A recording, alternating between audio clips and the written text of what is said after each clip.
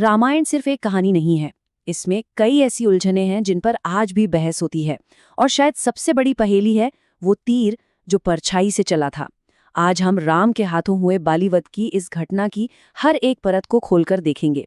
तो चलिए इस मुश्किल सवाल की गहराई में उतरते हैं। कहानी हमें ले चलती है किष्किंधा के घने जंगलों में। यहाँ दो भाई हैं, बाली और सुग्रीव। और ये लड़ाई सिर्फ राजगद्दी की नहीं है, ये तो जान की बाजी है। दोनों इतने ताकतवर कि उनमें फर्क करना मुश्किल, और उनकी दुश्मनी उतनी ही गहरी जितनी उनकी ताकत। और यहीं पर आके एक बहुत बड़ा सवाल खड़ा होता है। जब इंसाफ करने के लिए आपको सम्मान के सारे नियम तोड़ने पड़े, तो एक हीरो क्या करे? क्या सही काम करने के लिए एक गलत रास्ता अपनाना सही है? लड़ाई अपने उफान पर है। बाली का पलड़ा भारी पड़ रहा है। ऐसा लग रहा है कि सुग्रीव की हार अब तय है, मौत बस कुछ ही पल दूर है।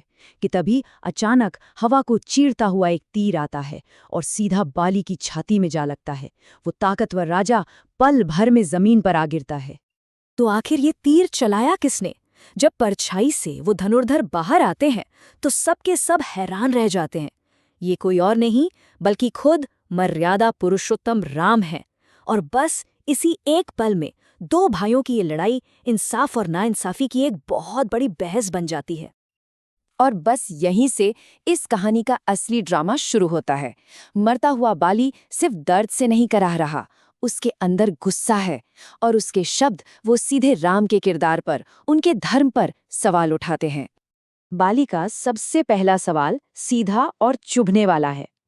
तुमने मुझे धोखे से मारा है। वो कहता है, मैं तो किसी और से लड़ रहा था और तुमने छिपकर वार किया। ये किसी योद्धा का काम नहीं, ये तो कायरता है। ये सीधा सीधा युद्ध के नियमों पर हमला था। फिर बाली एक और गहरा सवाल दागता है जो अब पर्सनल है।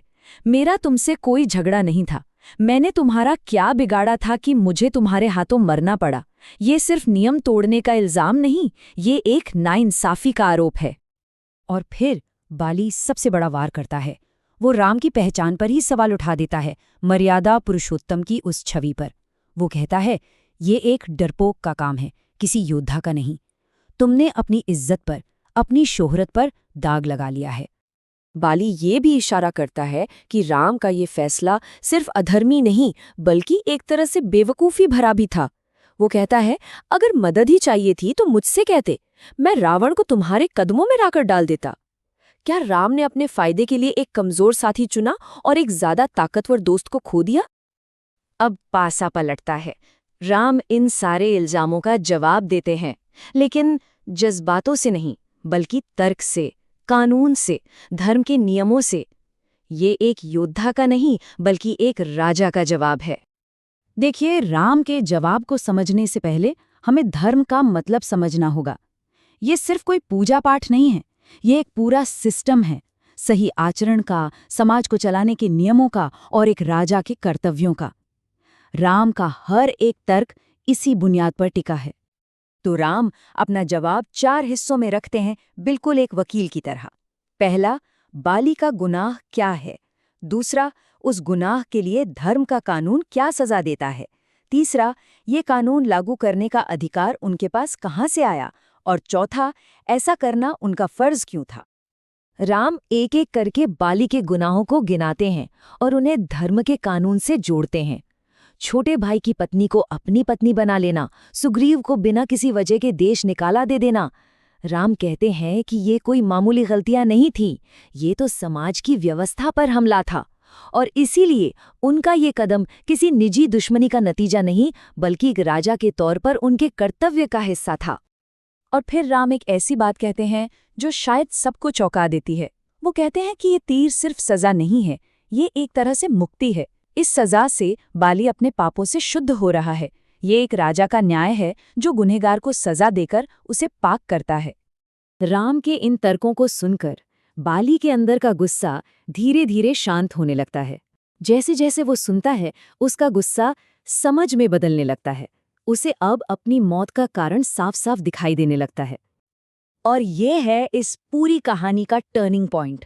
बाली का सारा घमंड, सारा अहंकार टूट जाता है। वो अब राम को एक कायर की तरह नहीं, बल्कि इंसाफ करने वाले एक राजा की तरह देख रहा है। वो अपने गुनाह कबूल कर लेता है। इन्हीं शब्दों के साथ सारी कड़वाहट, सारी दुश्मनी मानो खत्म हो जाती है। बाली कहता है, आपने जो कहा वो सच है, गलती मेरी ही थी।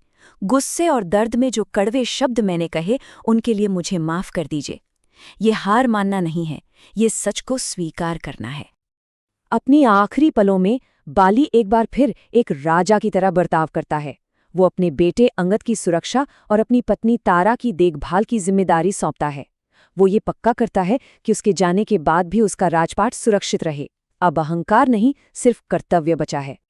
तो आखिर में हम कहाँ आकर रुकते हैं? हाँ, राम ने जो किया वो कानून के हिसाब से सही था, पर क्या उनका तरीका भी सही था?